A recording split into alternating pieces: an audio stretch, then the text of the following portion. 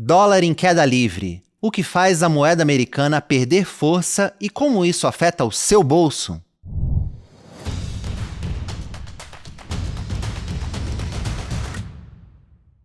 Onde investir no segundo semestre de 2025? É hora de manter a segurança na renda fixa ou será que a bolsa vai surpreender? O que esperar dos fundos imobiliários e das ações que pagam dividendos? E o cenário internacional?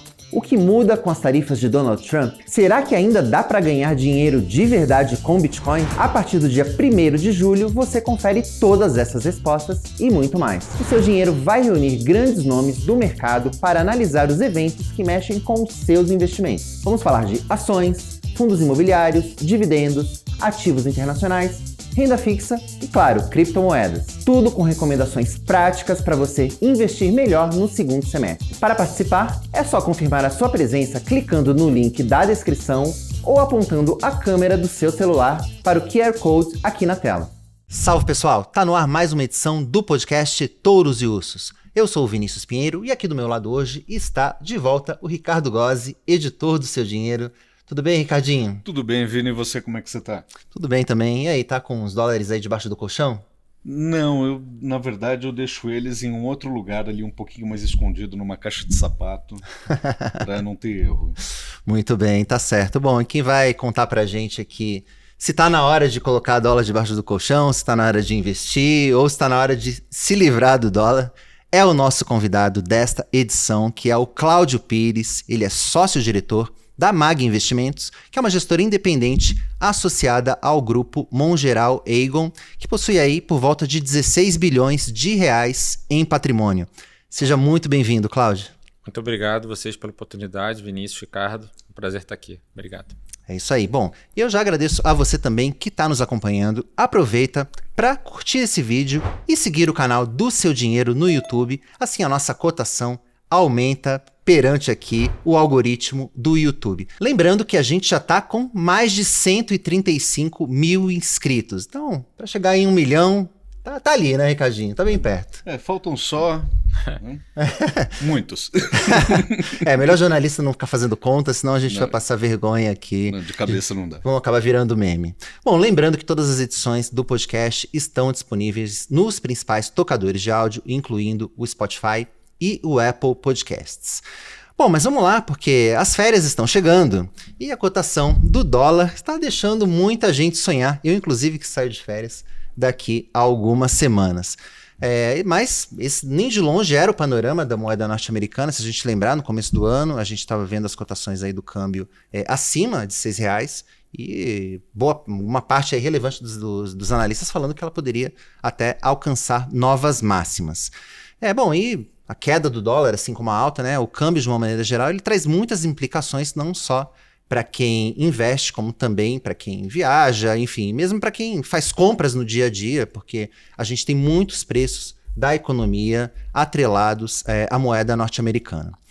E eu acho que, para deixar todo mundo na mesma página aqui, Cláudio, eu já queria te perguntar o que aconteceu. Enfim, eu sei que prever os movimentos futuros do dólar é algo muito complicado, mas acho que dá pra gente dizer mais ou menos o que aconteceu, né? Por que o dólar veio desses R$6 agora para esse patamar de mais ou menos 5,50 que a gente tá vendo no momento que a gente tá gravando aqui o podcast. Analisar o passado é super fácil. Vamos começar com essa parte para a gente tentar projetar um pouquinho o que a gente entende que vai acontecer para frente, né? Mas esse fenômeno do dólar, ele é global, né? Às vezes a gente está muito inserido, né? Vendo os preços em reais, economia brasileira, etc. Mas quando a gente olha para fora, tanto o dólar em relação às moedas emergentes, quanto também em relação às principais moedas dos países desenvolvidos, euro, ien, pound, etc., o dólar tem perdido valor globalmente. Eu acho que até de cabeça assim, nem estou sabendo qual que o dólar esse ano está ganhando valor contra.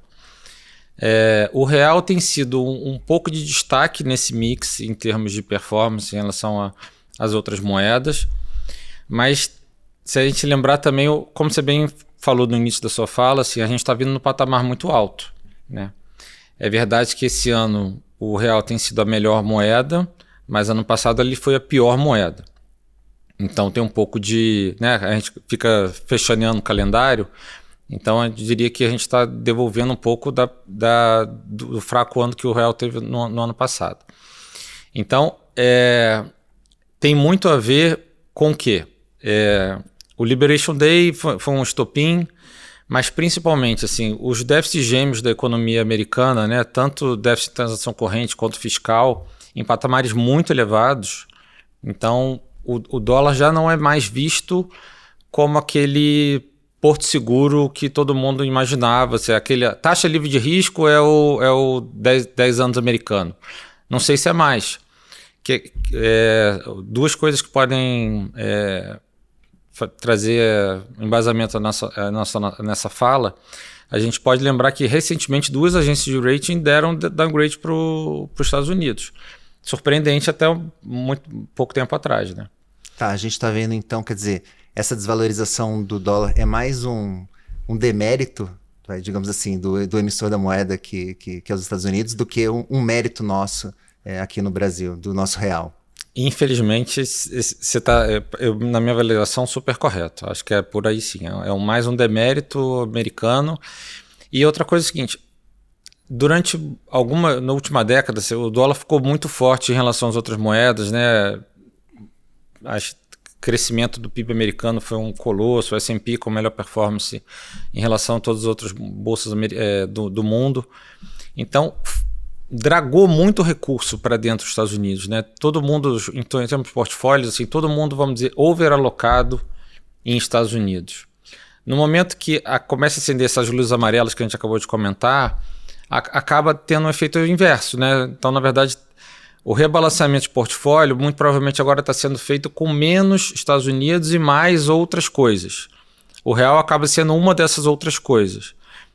A Bolsa Europeia, por exemplo, com uma performance excepcional esse ano, acaba sendo uma outra coisa, outro ponto. Então, vamos dizer, na margem, a gente está vendo sair recurso, né, dos Estados Unidos e indo para essas outras economias que a gente está conversando aqui. Incluindo aqui o Brasil. Incluindo a gente. Agora, o que é bom.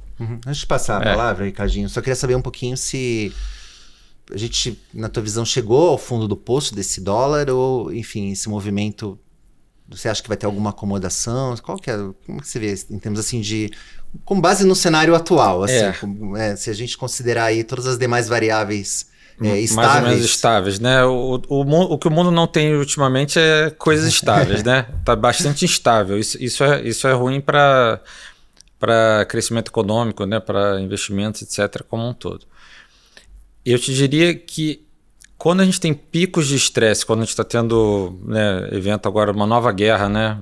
Israel e Irã, com a participação dos Estados Unidos, etc., como o dólar ainda é a moeda mais líquida do mundo, no momento de estresse geopolítico, ter ativos líquidos é importante.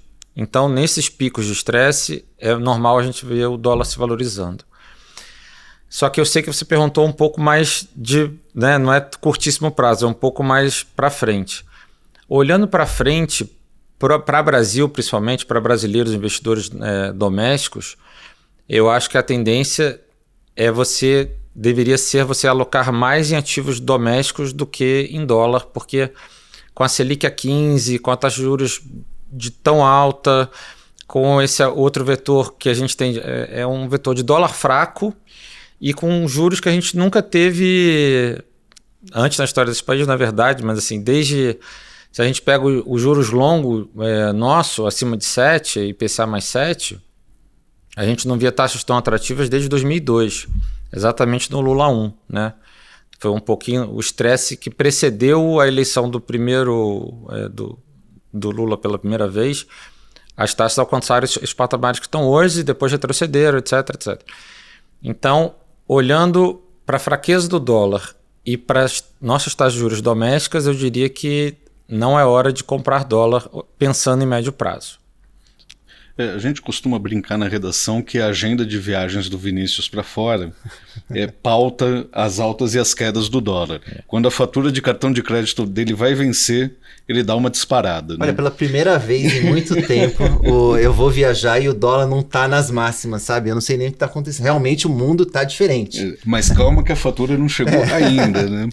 Mas quais são os riscos que existem para o dólar, assim, de eventualmente subir forte, como aconteceu no fim do ano passado? Quais sinais que o investidor e o brasileiro que pretende viajar para fora precisa ficar de olho nesse momento? Que a gente pode ter uma regulamentação diferente em relação ao IOF, né, o que pode encarecer a compra do dólar, isso tem que ficar de olho. Recentemente teve essa mudança, o Congresso foi contra, tá ainda o Congresso está um pouco de recesso, então certamente dia 8 de julho acho que eles voltam. Assim que voltar, esse assunto volta para a pauta. Eu acredito que eles vão trabalhar no sentido da redução do IOF, não do aumento, então na verdade esse risco eu acho que ele vai ser mitigado e não vai ser incrementado. Então, eu acho que vai ter uma solução melhor do que está na mesa até agora. Mas, como você perguntou, assim, é uma coisa para ficar de olho. Vamos dizer, imposto é sempre uma coisa que, vamos dizer, vem de cima para baixo, a gente não tem como controlar. Aqui, olhando para médio prazo, para o Brasil, eu acho que a gente não tem nenhum grande evento que possa fazer com que o real se desvalorize muito drasticamente, tá? Outra coisa que pode acontecer olhando lá para fora é essa guerra escalar de uma forma, vamos dizer, de forma muito equilibrada. Por que até então, vamos dizer, falando rapidamente sobre guerra, por que até então a gente não está vendo grandes movimentos no mercado desde que iniciou a guerra Israel-Irã, né? Começou pelo Israel atacando Irã. Que a gente está vendo, surpreendentemente, a gente está vendo uma fraqueza bélica do Irã muito maior do que a gente imaginava que a gente teria. Assim, o mundo viu o Irã como um país que conseguiria enfrentar, vamos dizer, de frente, não sei se de frente, mas porque o poder bélico de Israel é muito alto, mas poderia enfrentar Israel. E a gente está vendo que isso de repente não é tão verdade. Com o apoio dos Estados Unidos, provavelmente isso vai ser ainda menos verdade. Mas então a guerra escalar vai depender muito do potencial de fogo que o Irã vai ter ou não. Até aqui a gente acha que ele tem pouco poder de enfrentamento. Agora, o dólar, na tua visão, seria uma maneira do investidor se proteger de uma eventual escalada dessa crise geopolítica? Sim, acaba sendo. De novo, como no momento de estresse você procura, vamos dizer, portos seguros, assim, o dólar não é mais aquele porto seguro sonhado anteriormente, mas ele ainda é, vamos dizer, na lista, né, a top 5 de lista, o dólar ainda é, vamos dizer, a primeira opção em termos de liquidez, é que domina as principais transações econômicas do mundo. Ele ainda está nesse patamar. Ele tende a perder valor pela situação macroeconômica dos Estados Unidos frente a outras nações. Tá? Mas ele ainda está super bem ranqueado, vamos dizer. Tá certo. Na semana passada, o Banco Central subiu a Selic para 15% ao ano, né? É a maior taxa em quase 20 anos já.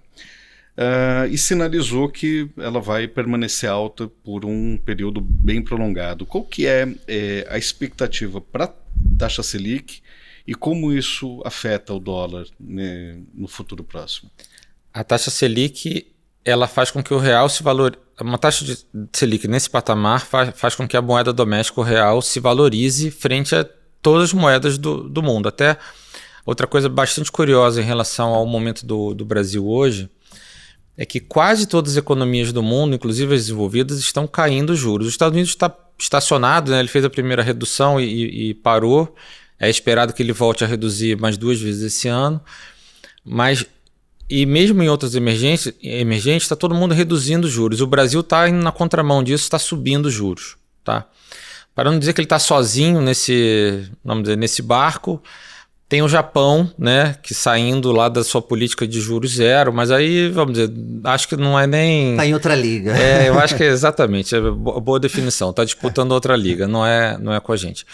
Então, o real, comparando com outras economias emergentes e comparando contra as principais economias desenvolvidas ex-Japão, é o único que está subindo os juros e para um nível, como você bem falou, 20 anos atrás, juros longos há 23 anos atrás.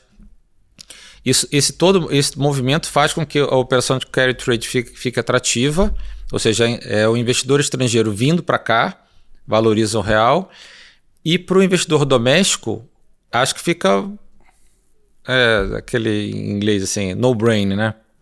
É fácil decidir entre uma coisa e outra. Todo mundo que quiser comprar dólar tem que pensar que tem esse pedágio, digamos assim, né? Você pode ou comprar dólar ou pode aplicar 15% ao ano. Né? Ou então, numa taxa de juros pré ou indexada à inflação de médio prazo, pagando também uma taxa muito alta. Quer dizer, o dólar deveria ser visto mais então como um ativo de proteção, certo? Do que como assim, vou comprar aqui a 5,50 porque... Sim, mas como você está falando da sua viagem, por exemplo, quando você tem um passivo ou vai constituir um passivo em dólar, que é o seu caso, é bom você ir pensando nisso e fazendo compras aos poucos, né? Você não precisa comprar tudo de uma vez, vai comprando porque você vai ter um compromisso lá na frente de dispêndio em dólar, né? Então é bom você estar precavido. Se você está tem esses riscos na mesa, se você já está em condições de ir comprando aos poucos, acho que é a melhor opção. Nem me fale, essa medida do IOF acabou o dólar pode não ter subido, mas esse IOF acabou acabou me pegando aqui. Mas em termos de investimentos, na tua visão, você já colocou um pouco que, enfim, atualmente aqui o mercado doméstico está mais interessante para o investidor.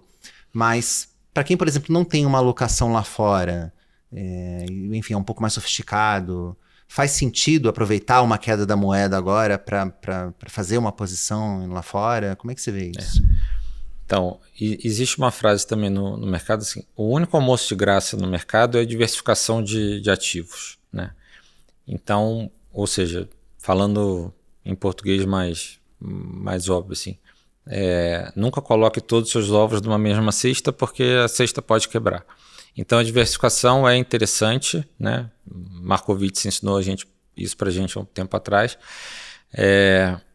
Vai fazer com que você, com o mesmo risco, de repente você consiga um retorno melhor ou consiga um retorno melhor com menos risco e, né, esses pares você tende a ter um portfólio mais eficiente, tá? Dessa forma. Então, pensando em diversificação de portfólio, sim, é bom você... A 5,50 parece atrativo? Parece que sim, mas assim, se eu fosse apostar no médio prazo, eu acho que o dólar vai perder mais valor ainda. Mas, de novo, começando a comprar para equilibrar um pouco a sua carteira, acho interessante sim. E principalmente para quem não tem nada, né? Vai estar comprando já numa taxa muito boa. Tá certo. Quais são as principais convicções dos fundos da MAG hoje? Tá.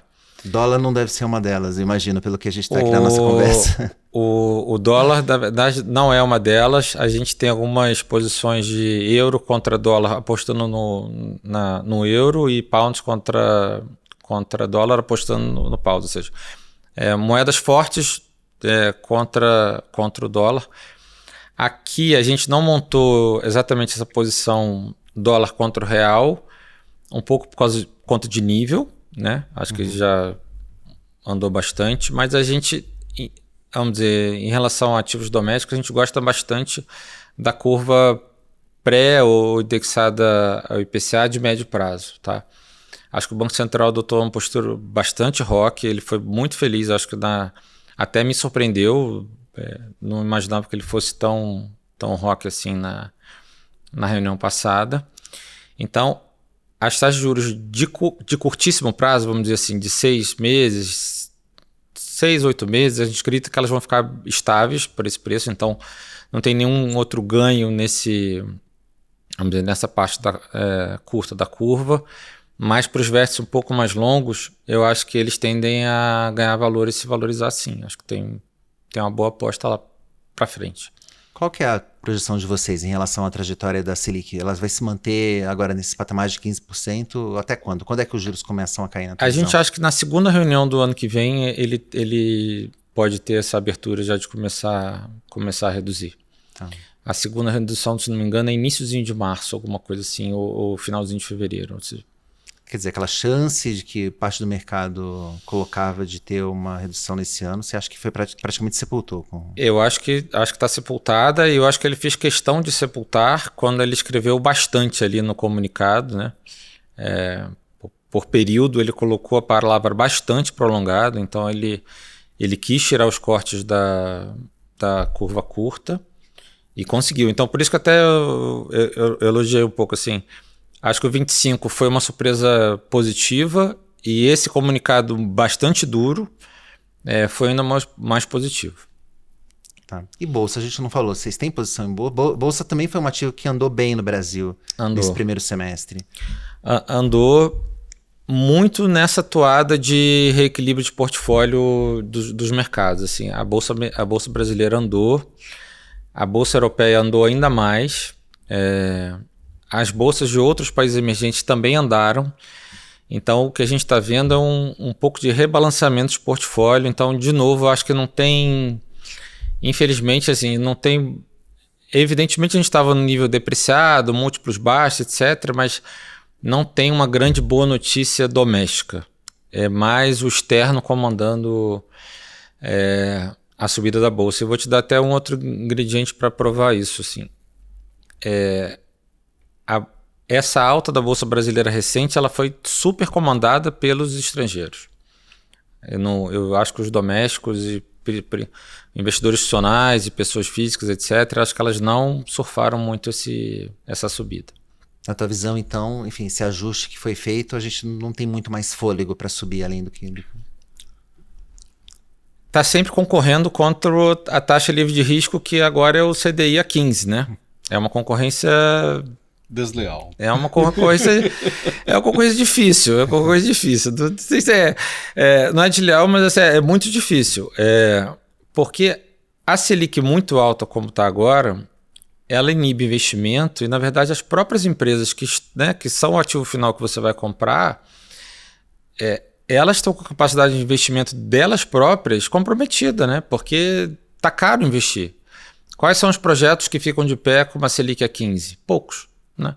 Uhum. Então, a taxa de juros alta, ela tem essa questão do investidor que está alocando portfólio, né? O alocador, mas tem a questão micro, né? As empresas também estão com alto custo financeiro dentro dos seus balanços. Só para a gente fechar aqui a conta, na tua visão, então, o que ficaria assim na ordem de preferência? Então, renda fixa, pelo que eu estou entendendo, né? Assim, que tipo de renda fixa e, enfim, depois dólar e bolsa, o que viria na tua preferência? Assim? Olha, nesse momento, a gente gosta bastante das NTNBs intermediárias entre 30 e 35, por aí. Tesouro IPCA aqui para quem está ali no Tesouro Direto. Tesouro IPCA, a gente tem uma alocação. As taxas pré de 29 ali, o versus 29, 28, acho que tem valor ali.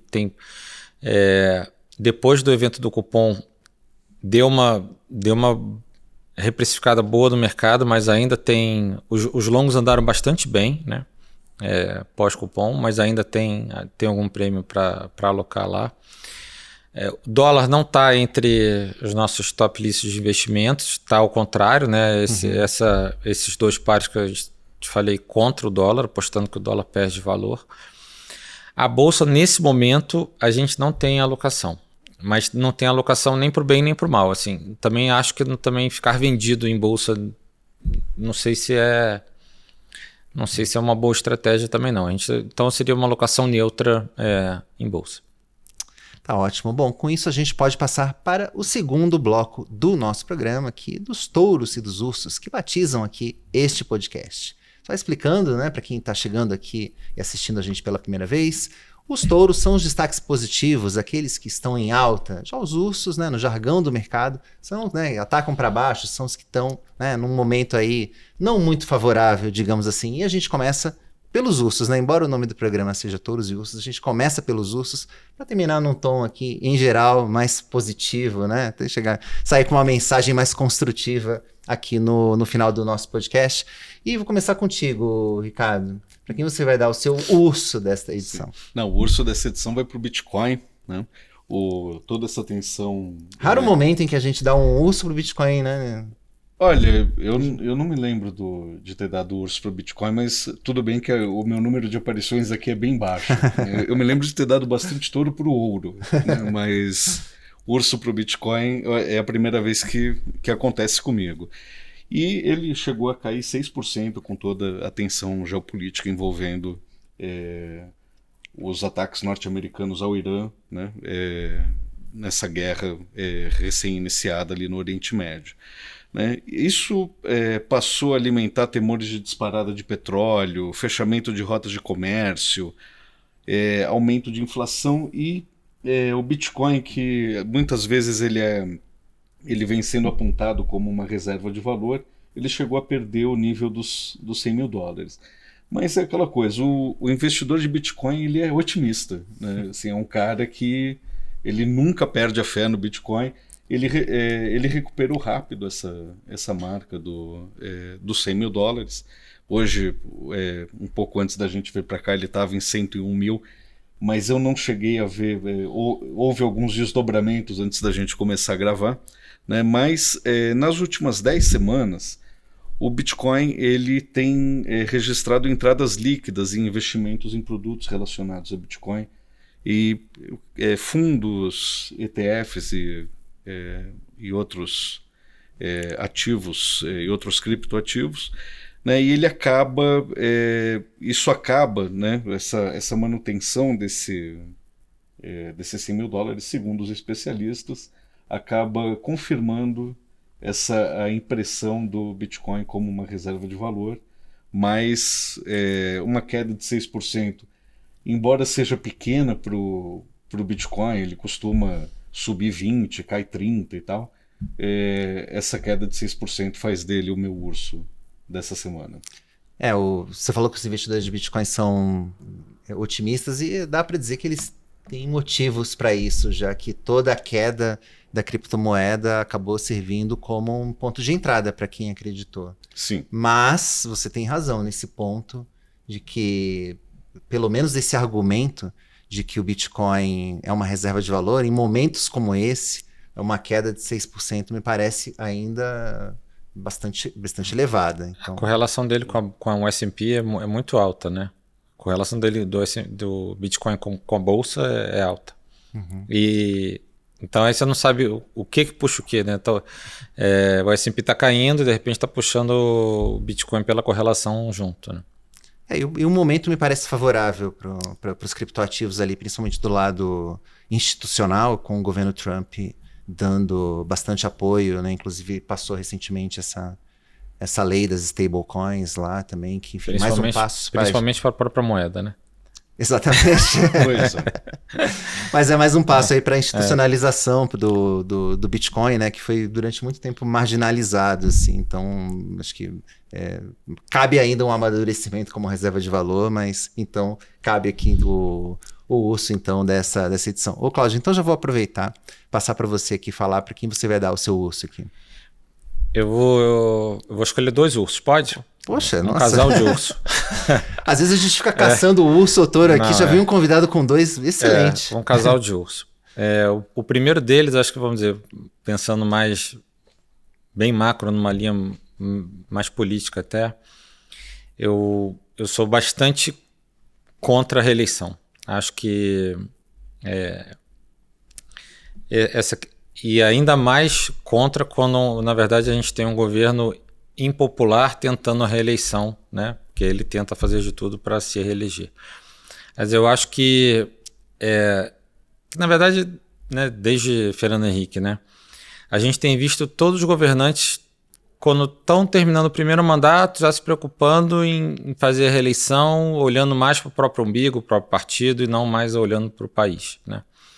A gente sabe que claramente as ideias seriam fáceis de ser tomadas por outro lado, mas se ela tem um viés, vamos dizer, anti-eleitoral, elas não são adotadas. Então, o meu primeiro urso vai para possibilidade de reeleição. Deixa eu te fazer uma pergunta em relação a isso. Os governantes, os políticos, de uma maneira geral, argumentam que 4 anos é pouco para fazer o que eu preciso fazer, então, assim, a reeleição é importante e tudo mais. Na tua visão, se você tivesse ali a varinha de condão e pudesse acabar com a reeleição, você também aumentaria o tempo de mandato? Eu vou te dar um exemplo do México, por exemplo. No México, o mandato são 5 anos sem poder fazer reeleição. Você considera que esse seria um tempo legal? Assim? Acho que seria uma boa alternativa. Bacana. E quem é o seu segundo urso, então? Desculpa te interromper. Né? Meu segundo urso é para a produtividade da economia brasileira, principalmente os setores de indústria e comércio, né? O setor agrícola, ao contrário, tem apresentado excelente produtividade nos últimos anos. Eu estou falando isso porque o IBGE recém divulgou em relação ao primeiro trimestre. E se a gente quer ter vamos dizer, crescimento sustentável, melhor crescimento de longo prazo, taxas melhores, etc., os setores econômicos têm que produzir produtividades melhores. E a gente não, né, o país não tem conseguido, nos últimos trimestres, apresentar bons níveis de produtividade. Ao contrário, elas têm sido decrescentes, o que é um pouco sinal amarelo, né, um pouco alarmante. De novo, com exceção para o setor agro. O setor agro, ele sim, tem visto produtividade muito crescente, muito legal. Tá certo. Bom, essa questão da produtividade é sempre apontada pelos economistas como um dos calcanhares de Aquiles da nossa economia. Então, poxa, saber que a gente não está avançando, como a gente está até retrocedendo, realmente me parece preocupante. É sim. Bom, deixa eu falar aqui do meu urso desse programa, que vai para o Banco do Brasil, que vem frequentando aqui os ursos com bastante frequência, em particular depois da divulgação do balanço do primeiro trimestre, que veio muito abaixo da expectativa do mercado. E desde então, os papéis, as ações do Banco do Brasil já acumulam uma queda de quase 30% na B3, né, perdendo praticamente 1/3 do valor em um período de aproximadamente um mês. Me parece bastante relevante. Os motivos pelos quais o balanço veio abaixo do esperado, a gente até fez um vídeo falando sobre isso. Teve ali a questão do agro. No caso, o agro prejudicou o Banco do Brasil com o aumento da inadimplência. E também por conta do agro,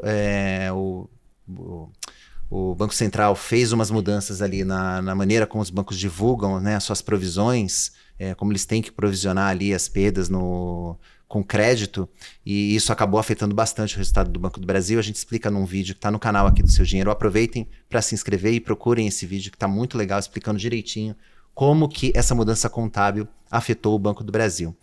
E que a gente tem visto nos relatórios dos analistas, né? Porque já toda vez que uma ação cai bastante, fica aquela dúvida, poxa, mas será que não está, então, num ponto de compra? Será que o mercado não exagerou nesse pessimismo com o Banco do Brasil? E aparentemente, pelo menos pelo que a gente vê nos relatórios e nas entrevistas que a gente faz com os analistas de mercado, a resposta é não, o mercado não exagerou. A expectativa, o mercado está refazendo as contas para os próximos resultados do Banco do Brasil, e os números têm saído bem ruins, assim, porque o mercado espera. O balanço, em particular, do segundo trimestre é um que o mercado acha que vai vir bem ruim mesmo. E com isso, a expectativa para o lucro do Banco do Brasil está sendo cortada para baixo, e também dos dividendos. O Banco do Brasil tem uma projeção ali de pagar entre 40% e 45% do seu lucro na forma de dividendos para os investidores, mas os analistas já estão falando que ele vai conseguir, no máximo, ter o chamado payout de 30%. Então, por causa disso, mais uma vez aqui vou dar o meu urso para o Banco do Brasil. Mas vamos aos touros, vamos agora aos nossos destaques positivos. E, Cláudio, eu vou começar com você dessa vez. Para quem você vai dar aqui o seu touro da edição? Olhando para a semana recente, né? Olhando para o que aconteceu bem recentemente, acho que em termos de ativo, o petróleo, né? Acho que foi certamente uma commodity que melhor performou recentemente, super ligado em relação aos conflitos, né? De novo, é sempre uma combinação, né? Tem sempre um evento, mas o nível de preço também importava, né? Você lembra que o petróleo veio perdendo valor no início do ano bastante, né? A OPEP aumentando produção, o preço caiu, vem essas guerras de todos exatamente onde, né, na região mais produtora do mundo, então o petróleo voou, então seria o touro. E para minha surpresa, de novo eu estou dizendo que fiquei surpreendido, eu acho que o cupom da semana passada foi bastante assertivo. A nossa meta, né, a meta estipulada pelo CMN de 3% é desafiadora, é verdade que mas esse cupom se mostrou firmemente comprometido em perseguir a meta. A gente não tocou muito nesse assunto, mas assim, e ele está tentando fazer isso tudo apesar de ter recentemente sido empossado pelo um governo, né, pelo atual presidente, ou seja, ele vamos dizer, virou presidente recentemente, e a gente sabe que o fiscal não tem ajudado muito o Banco Central nessa sua batalha. Então, e ele mesmo assim, ele está se mostrando que ele está disposto a seguir por essa batalha, vamos dizer, um pouco sozinho, guerreando sozinho. Então, o touro da semana passada vai também pro cupom como um todo. Tá certo. Eu vou contigo, então. O meu touro aqui vai pro Galípolo, então, nessa figura aqui do cupom, porque ele, afinal de contas, é o presidente do Banco Central, e essa mudança no comando do Banco Central é algo novo, né? A gente viu, né, pela primeira vez no governo Lula agora um Banco Central com autonomia de fato e com bastante ruído na gestão Campos Neto ali a partir de 2023. E quando o Galípolo assumiu, a gente que eu digo, né, os investidores aqui, a gente não opina em nada, mas o que a gente viu no mercado era uma desconfiança muito grande sobre a seriedade ali do Copom no cumprimento da meta de inflação.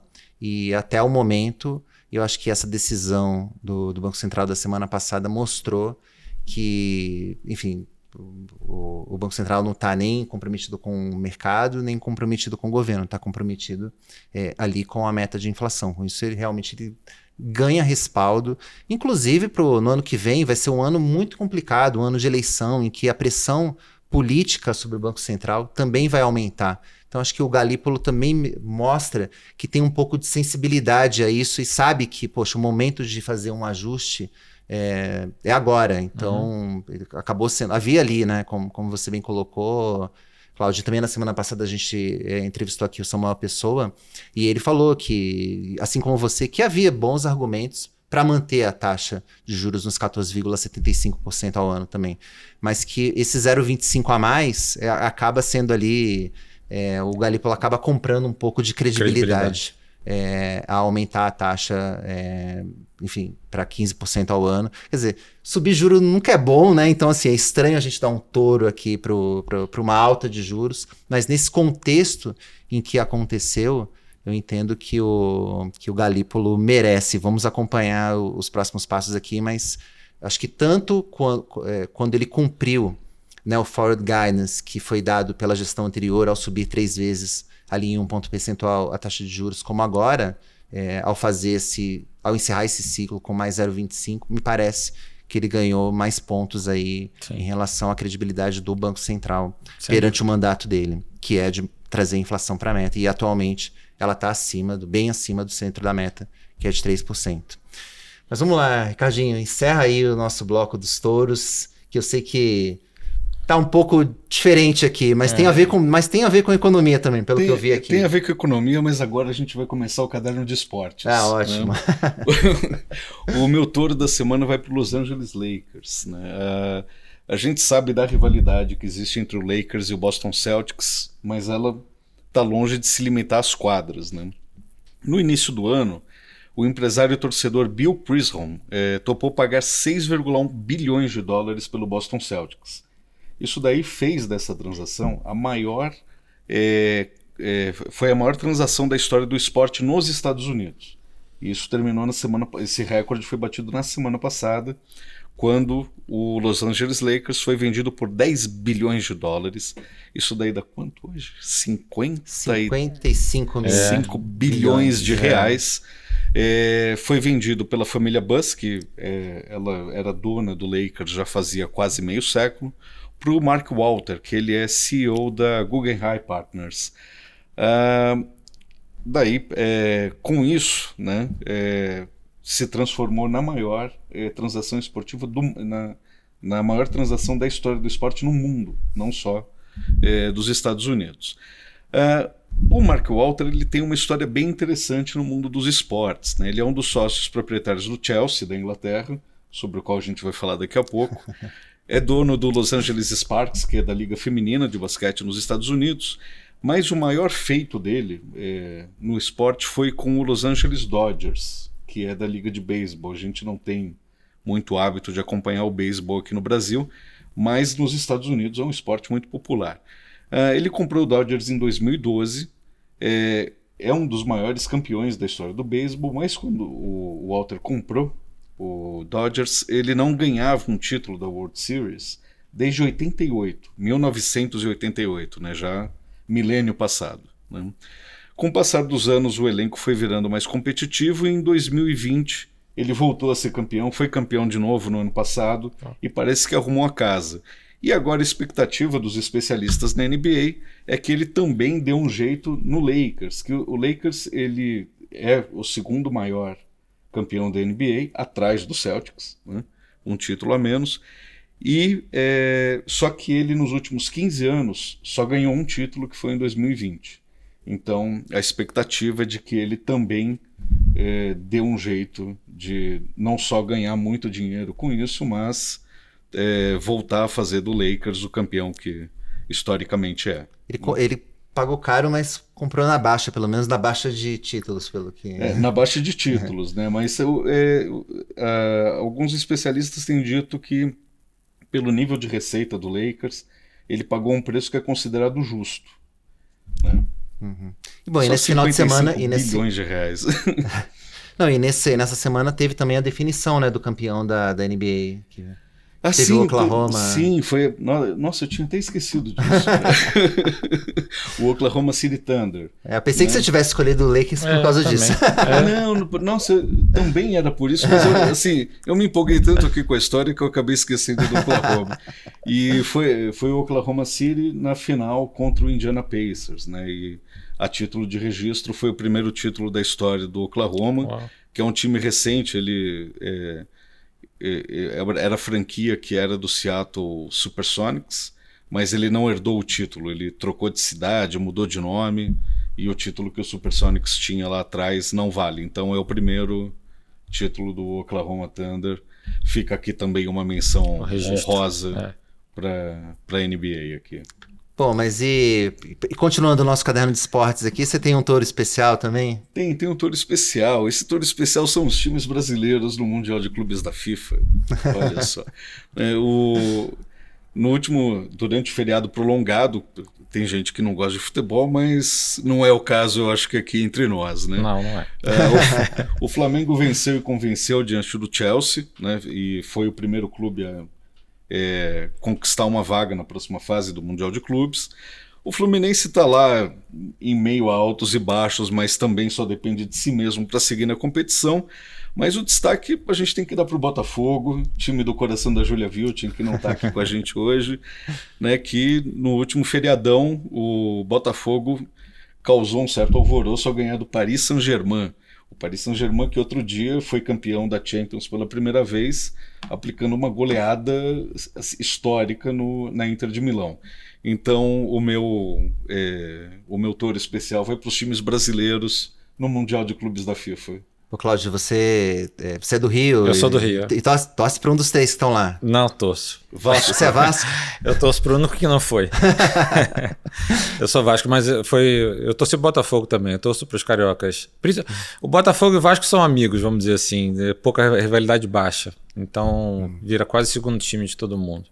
Tá certo, mas enquanto o Ricardo falou, você não notou a ausência de algum dos times brasileiros que estão disputando esse Mundial? Tem um verde lá, né? Mas você não quis mencionar ele, né? Eu não sei do que vocês estão falando. O que aconteceu? Não pode falar nem o nome, é isso? Não, mas o Palmeiras também está bem encaminhado para ir para a próxima fase e pegar o Paris Saint-Germain se tudo der certo. Na final. Não, nas oitavas. Nas oitavas já? Sim. Ele quer se livrar logo, né? Ele não quer dar o touro pro Palmeiras aqui no próximo programa que ele vier. A piada não pode morrer. Bom, vamos ver se os times brasileiros mantêm o bom desempenho. Estamos só na primeira fase do Mundial de Clubes. Tomara que o nosso touro aqui não fique velho. Como a gente está falando do dólar aqui, né? O dólar em queda livre também, a gente torce aqui também para que o nosso programa não fique velho muito rápido. É um programa perigoso. A gente correu algum perigo aqui. Bom, com isso a gente pode, né, dar o apito final aqui do nosso programa, mas queria antes aqui agradecer mais uma vez a presença do Cláudio Pires, sócio-diretor da MAG Investimentos. Perfeito. Obrigado pela presença, Cláudio. Muito obrigado a vocês, obrigado pelo papo, ótimo aí. É isso aí, Ricardo. Te vejo no Onde Investir no segundo semestre. Exatamente. Nosso programa do Seu Dinheiro. A gente está, né, com uma série de painéis que a gente vai exibir a partir da semana que vem sobre onde investir em uma série de ativos como bolsa, renda fixa, fundos imobiliários, criptomoedas. A gente vai deixar o link aqui na descrição desse vídeo para vocês que quiserem participar. Você vai estar no painel de Investimentos no exterior. Bom, é isso aí. Então acompanhe o Ricardo no painel de investimentos internacionais e a gente se vê aqui também no podcast Touros e Ursos. Aquele abraço e até a próxima.